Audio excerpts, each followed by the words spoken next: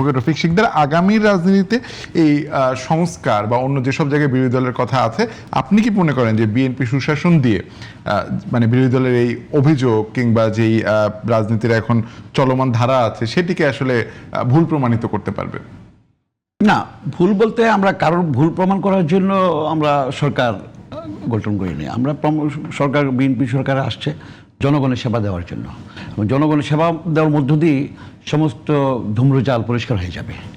এখানে আগের মতো আর এই ধূম্রজালের রাজনীতি বাংলাদেশে করা যাবে না।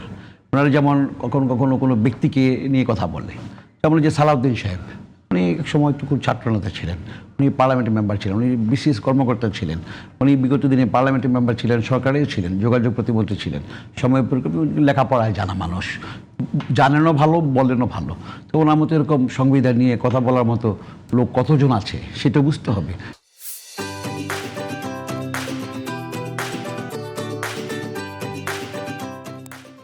উনি আজকে স্বরাষ্ট্রমন্ত্রী এবং দেশকে সুন্দরভাবে চালানোর জন্য চেষ্টা করছেন। সবাই মিলিত আইন শৃঙ্খলা রক্ষা করতে হবে, কিন্তু একা সম্ভব না কারোর পক্ষে।